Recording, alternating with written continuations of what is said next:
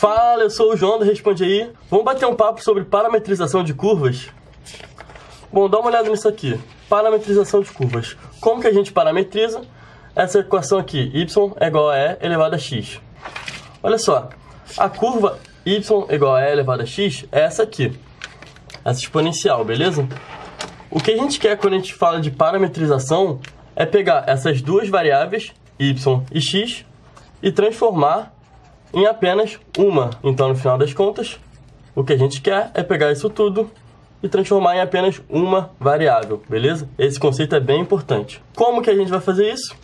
A gente vai olhar para a equação e escolher uma variável. Geralmente a gente chama de t, tá? Então, por exemplo aqui, percebe que y já está escrito em função de x, né? Então, se a gente chamar x de t, quem que é y? Y em função dessa nova variável é e elevado a x. Então, é e elevado a t, beleza? A parametrização final, que é esse termozinho aqui, então esse sigma de t, a parametrização da curva é dada por t e elevado a t, beleza? No final das contas, o que a gente quer é isso aqui, tranquilo? Então, parametrizamos essa curva bem simples, né? Qual que é o problema agora? Vamos ver o seguinte. E se a nossa curva for finita? Geralmente o enunciado ele não quer curvas infinitas como essa exponencial que a gente teve. Vamos pegar o mesmo exemplo então? Olha só.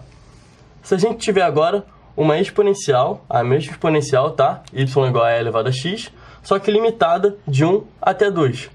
Então, com isso, a gente vai ter que criar um limite para t, beleza? Percebe o seguinte, aqui qual que é o limite da nossa função? X, ele vai de 1 até 2. Só que quem que é x? X é igual a t. Então, os limites de t vão de 1 até 2. Esse conceito aqui dos limites a gente vai usar muito em integral de linha, tranquilo? Vamos dar continuidade aqui então, só para deixar claro.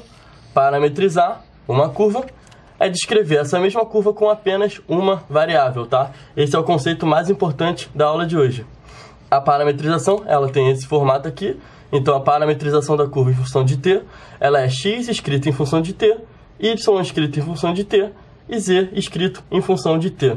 A gente aprendeu até agora a parametrização explícita, tá? Que é esse caso em que um termo já está explicitamente escrito em função de outro. Olha só os exemplos que a gente viu. A gente viu essa curva aqui, percebe que y já está escrito em função de x. Vamos ver um outro exemplo? Olha só. Na parábola aqui, a parábola ela é definida por y é igual a 9 menos x ao quadrado. Então, y também já está escrito explicitamente em função de x. O que vai acontecer? A parametrização ela é, se x for igual a t, y é igual a 9 menos x ao quadrado. Então, y é 9 menos t ao quadrado. Beleza? Pode acontecer ao contrário também, olha só. Nessa curva aqui, x que está escrito em função de y, tá? Tá ao contrário. Como é que a gente faz então? Se y for igual a t, então x é igual a 1 sobre t mais 1, beleza? Aqui parametrizado também. Então a gente viu a parametrização explícita. Agora a gente vai ver a parametrização da circunferência ou elipse, tranquilo? Olha só esse exemplo aqui. Se a gente tiver a circunferência centrada na origem de raio 2, a equação dela é essa aqui, tranquilo? Por que a gente não consegue usar a explícita nesse caso aqui?